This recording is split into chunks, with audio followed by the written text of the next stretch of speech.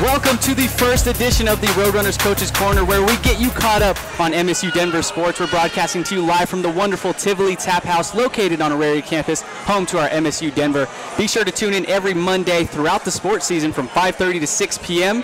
as we'll keep you up to date on all Roadrunners news. And starting next week, the Coaches Corner will be simulcasted with the Met Sports Show, the flagship sports show on Met Radio, at mymetmedia.com. Helping debut tonight's show with me are my co-hosts on the Met Sports Show. To my right, Brandon Stowell, and to my left, Hector Venegas. I'm Stephen Priest. Today on the show, we will have head coaches for both of our soccer teams, as well as Elise Boisnard, women's soccer player, forward, junior for the Roadrunners, and we'll get their takes on the upcoming 2016 season.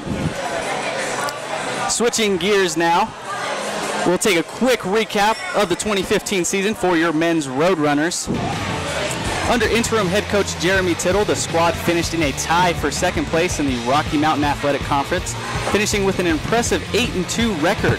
The squad returns 18 players from last season, which includes team captains and all conference players in seniors Dustin Berg, Josh Belfridge, Jeff Gillis, and Tyler Trujillo.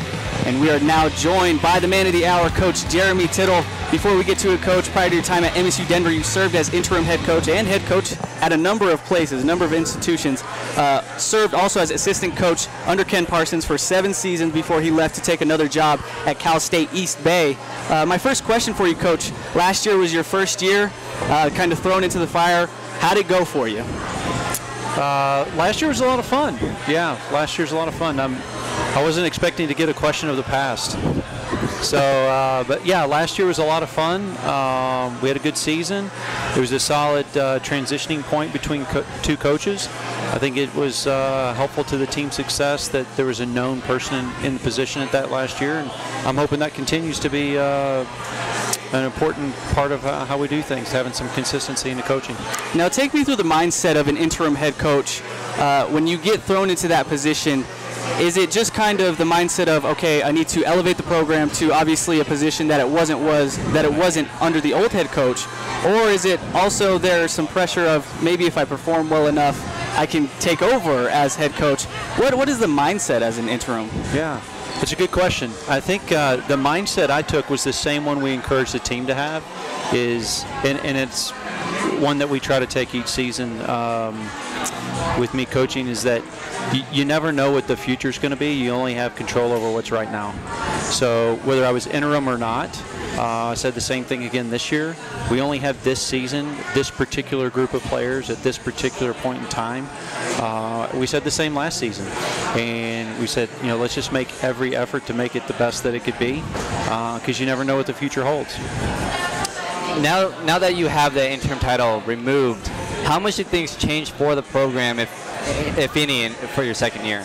Yeah, I got that question a few weeks back as well, and I think I got it even last spring, and I didn't realize until later that the consistency in my answer, but I'll give it the same again. The thing that's changed is that the team, the program, myself, we were ready to go. We were ready to go in a direction, and we were waiting on the process to go through the process. And then once that was determined, then it's like, put your foot on the gas, let's go. So there's a direction. I knew that if I was here, what I would do, and I knew if I wasn't here, what I would do, and I was ready to go in either direction. I just wanted to go as fast as I could. Dustin Berg was having an outstanding season last year until obviously his season-ending injury in September. How has he looked in the practices and training sessions that you've held for the team? Dustin's been good. Dustin's been solid. We're grateful to have him back, and just another example of what we said last year and this year is that you never know what the future is going to hold. We didn't know that Dustin was going to get hurt. We didn't know it was going to be off to, I think it's 6 goals and 5 assists in 6 games or something before he got hurt in the 7th game. You don't ever know any of those things.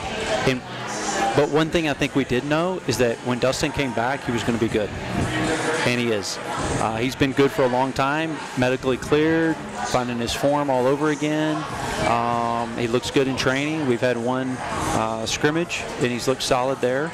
So we'll look forward to Wednesday and then the weekend when we play a couple more scrimmages and find his form as well as the rest of the team's form. And then, Coach, just a broad question. With the popularity of soccer increasing in the U.S. how it has, how has that, if at all, changed the way you recruit or the players you recruit? You know, the popularity of soccer has increased. I would agree with you. The popularity within the soccer community, I think, is still the same. So the players we're recruiting inside the soccer community, they're diehard soccer people. The popularity increases for the novice soccer person that's becoming more acquainted with the game and develop an affinity for the game, so that popularity is increasing. But for the players we recruit, I don't know that that's changed in correlation to some popularity, but we have broadened our recruiting. We've been mostly Colorado and Arizona in the past, with 1 or 2 players here and there for some other places, but we have a lot of diversity on the team this year. First player from New Mexico in a really long time. We have several internationals now, and those types of things I think have happened in the past, but they've been more of the anomaly, and this, I suspect, will continue to be part of our mainstay. We're going to branch out in Region 4 in WUI states, and I think internationals will be part of the program in the future. That is Jeremy Tittle, 7th head coach in Metro State history. Thanks so much, Coach, for taking the time out and joining us. And Thank you, Steve. Look forward to seeing how the team grows under you. Yeah, great. Thanks for coming out. Thanks for having me. Thanks. We will now take a quick break, but don't you go anywhere, because joining us next is Adrianne Pietz, head coach of your women's soccer team. She'll tell us how the team can get back to the 2016 NCAA tournament. You won't want to miss that. You're watching the Roadrunners Coaches Corner here at the Tivoli Tap House. Dobinson stops on a dime, now to Cortez. The Cortez beating, count the bucket, and a foul. If you can't get enough of MSU Denver sports, then you need to tune in to the Roadrunner Review. Get into the game with exclusive highlights, interviews, player stories, and of course the top plays that will have you jumping out of your seat. You can catch all the action on Altitude Sports, Comcast CET, and at RoadrunnersAthletics.com. Hey, nice job! Great spot!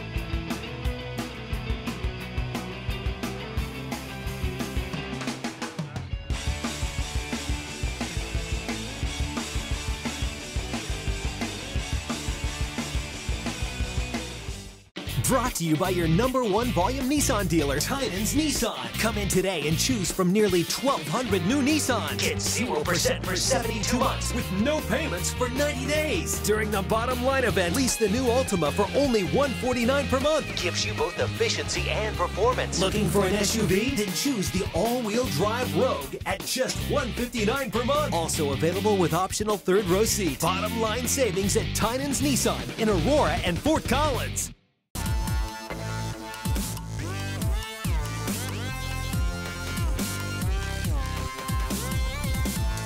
We're back here live at the Tivoli Tap House in the Tivoli building, located on the campus of MSU Denver. Remember to keep up with your MSU Denver sports at RoadrunnersAthletics.com. Let's get into some women's soccer and recap the 2015 season. The Roadrunners finished 5th in the RMAC with a 4-2-5 record, earning the 5th spot in conference tournament.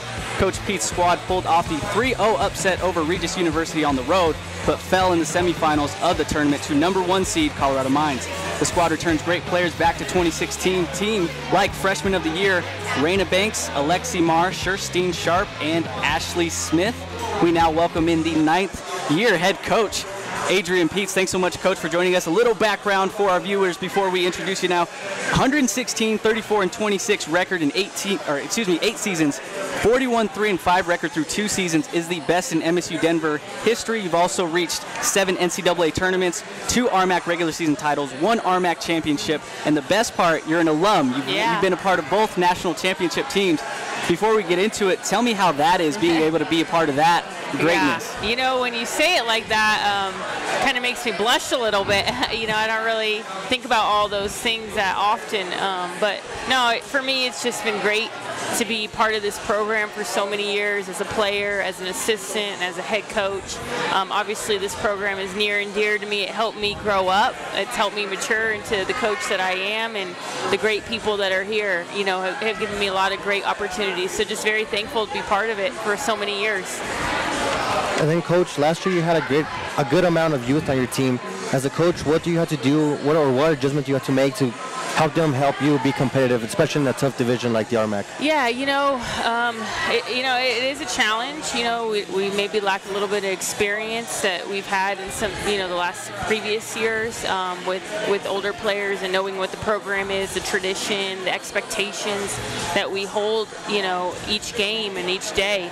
But I think we have some young, talented players, which is obviously what we want. And I think they're going to do great things this season. Obviously, having Raina Banks back, she's going to be a huge threat in the RMAC, just very dangerous player, phenomenal work rate, and she just dangerous anywhere she is on the field. So, glad that we're having her back. She got injured in the spring, and she's getting back into things. So, it's really, this year is a great group of people, and whenever you look at good teams or great teams, you go back to the people, beyond the sport. And so far, this season, obviously it's been a short period of time, but I really think we have some great people on our team this year.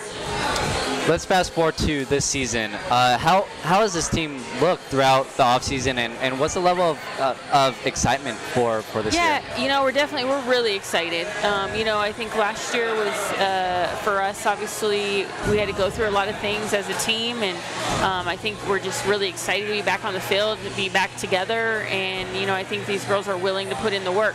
It's going to take time. We got to be patient. We have a lot of new players, 10 new players this season.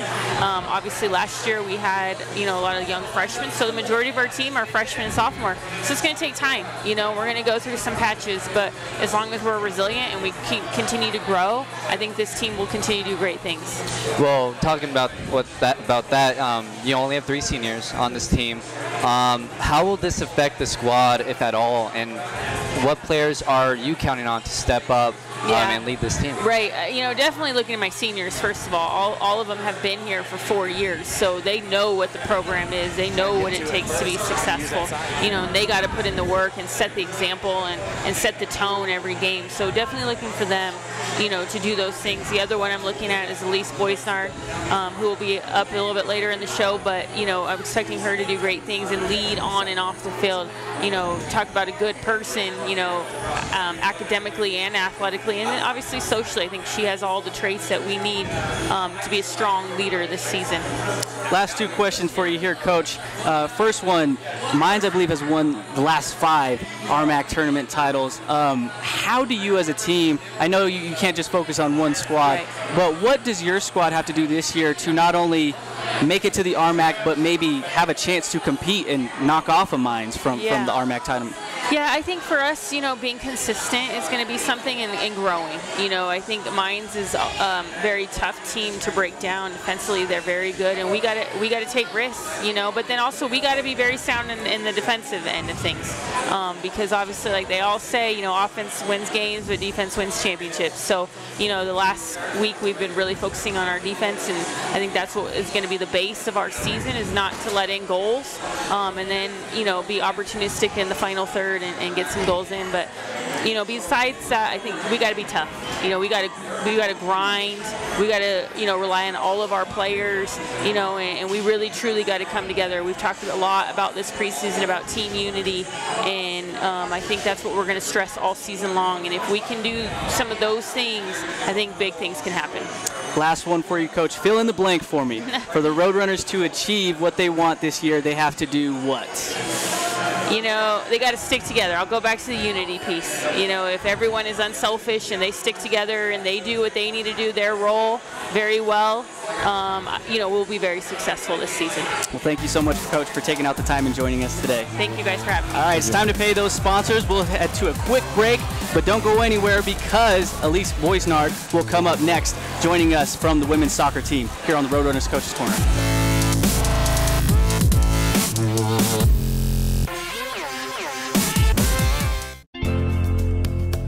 Celebration is on for Mike Dunlap. The Skyhawks celebrate a second national title in program history. And the winner of the 2006 Harlan Hill Trophy as Division II College Football Player of the Year is Danny Woodhead from Shadron State. ASU! ASU! ASU! What do we got?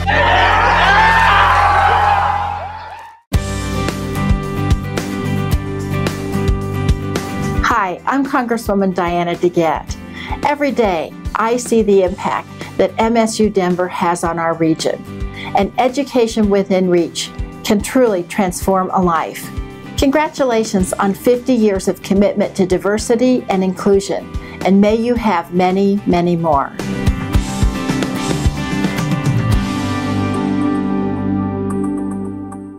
Are you a college student that needs a place to live? Are you still living with your parents and want your own space? The Regency Student Housing is perfect for you. The community offers many amenities such as a fitness center, 2 basketball courts, big screen amphitheater, all-you-can-eat dining hall, bowling alley, arcade, free parking, and a shuttle to and from the Auraria campus. For more information, please call 303-477-1950 or visit our website at regencystudenthousing.com. I'm Lexi Marr, senior defender for the Roadrunners women's soccer team. These teams looking for offense, and there's Marr, the all-conference defender. And you're watching the Coach's Corner. Get rowdy.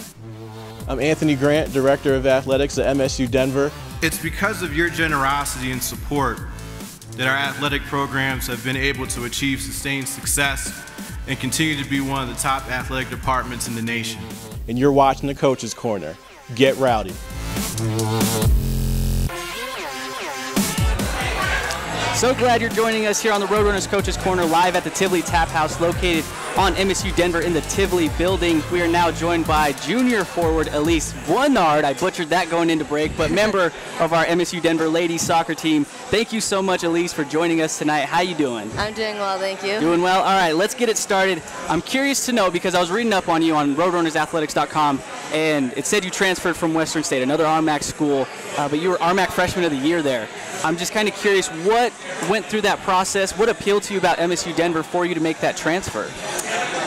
Well, at Western State, it's definitely different. You're in a mountain town. You're pretty isolated. So coming back to Denver, I wanted to be closer to home. So being in downtown, I kind of grew up in this area, and I love just the city atmosphere. And I really liked being in downtown and being closer to home. So, yeah.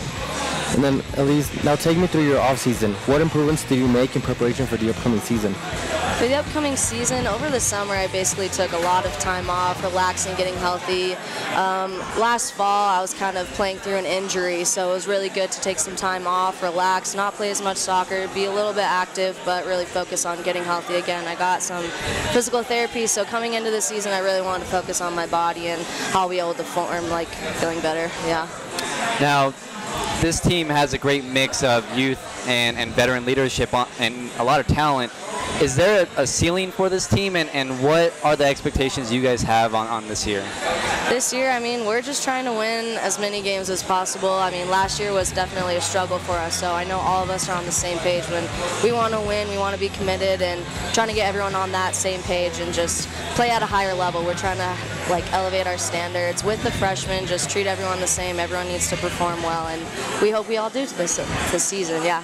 Now, it says on your player page that you are majoring in hospitality, tourism, and events with a minor in French. Is that still the current major for you right now? The new major now is going to be events management. I'm not doing the overall hospitality. That kind of changed. There's a new degree, which I'm pretty excited about. French is no longer a thing. I've moved to sales, so that's pretty exciting. My new sales class today started out pretty difficult, but I'm looking forward to it. French was mostly because my family is from France, and I came here, kind of lost my home language, and so I was just trying to gain it back. But I have future plans to learn the language. Maybe not through school, but at some point, hopefully. Yeah. Now, take me through what you would want to do possibly with that major. I guess what would be the career path you hope to choose, and then also is soccer in the plans at all for you? For some reason, I guess I haven't really thought more about soccer in the future, but I know recently I just love it so much this season. I've just had a lot of motivation to really perform well. So hopefully if I have a good season like this one and the next, I'd like to pursue it. But with my major, I love events, whether it's going to be in production like concerts or actually organizing any kind of fundraisers, anything like that. I just love kind of doing it. I've always been doing it, whether it's having people over, anything small here and there. It's just kind of been my life. So finding a major here at Metro, which wasn't available at Western, was also another thing. Like, it all fell into place. Now, usually in sports you hear about teams having a mantra or a catchphrase going into the year, like unfinished business type of stuff. If you had to choose something for this year, is there some sort of mantra that you guys are putting on this team maybe, or is there something that coach has kind of harped on throughout the offseason that she wants you guys to really hone in on? I think just elevating our play. It's just time to rise, I guess. That's kind of how it is. You know, we've got new players and old players, and we just need to come together. We're still learning how each other plays. So once we find our rhythm, I think it'll work out well. Yeah. Now, last question, at least for me. U.S. women's national team. I don't know how much you've been watching the Olympics, but they kind of bowed out a little early. We didn't expect it. It was definitely a shocker. Did you catch the Olympics at all, the soccer, or what were your thoughts on all that? I did. I watched it. It was definitely disappointing in the end. I mean, that's how soccer is, though. That's the beauty of it. It was fun to watch, and I love seeing that there are girls from our hometown that I even played with, and that's cool to see. So, I mean, yeah, it kind of sucks, but that's just soccer. So, kind of, you want better, but as a soccer player, on my knowing all of these things, it just happens. Yeah, it's kind of how I took it. Now, since you have some international bases with France, was there any bit of pull in there too as well, or no? No, not really. Didn't really consider that a whole lot, but. All right.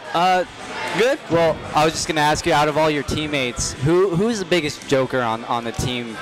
You know, prankster or any of that on the team? There's so many silly girls on the team. I can't really pick one. I just think probably Lexi, just because she'll be in the morning, like we're all so tired, and she just has so much energy, and you're just like, oh my gosh, Lexi, but she's just so much energy, so funny, and you just can't help but smile when listening to her. So she brings good energy to everyone.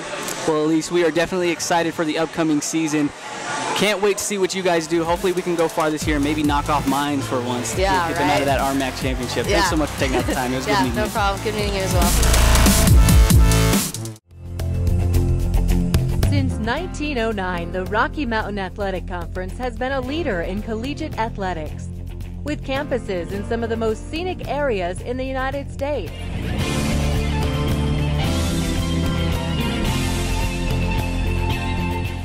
Now in Salt Lake City, Utah and Rapid City, South Dakota. The Rocky Mountain Athletic Conference, competition elevated.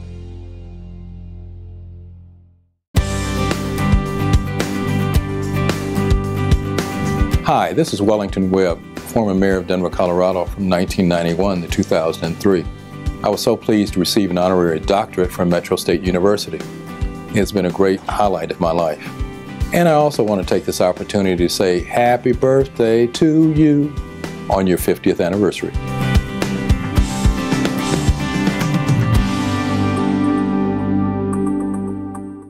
Dobinson stops on a dime, now to Cortez. The Cortez beating, count the bucket, and foul. If you can't get enough of MSU Denver sports, then you need to tune in to the Roadrunner Review.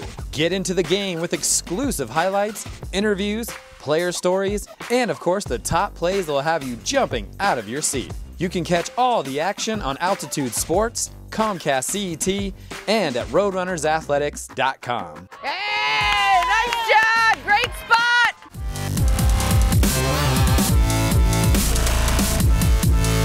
Now let's go to what's coming up next for your Roadrunners this week. The men's soccer team faces off against Laramie Community College in an exhibition match this Wednesday at the Regency Athletic Complex at 5 p.m. So make sure you come out and check out the team in action. Also, they then take on CSU Pueblo in exhibition play at home on Saturday at noon. Both soccer teams and the volleyball team will host alumni games as well as next Saturday, and you can check out roadrunnersathletics.com for all the details for all that information. And we'll be back here next week, same time, same place at the Tivoli Tap House. The only difference, we'll be simulcasting live with the Met Sports Show, flagship sports show on Met Radio, so be sure to tune in to that next week. You can find the Met Sports Show at mymetmedia.com/listen. So make sure you tune in 5:30 to 6 p.m. next week. Roadrunners Coach's Corner, thanks for tuning in.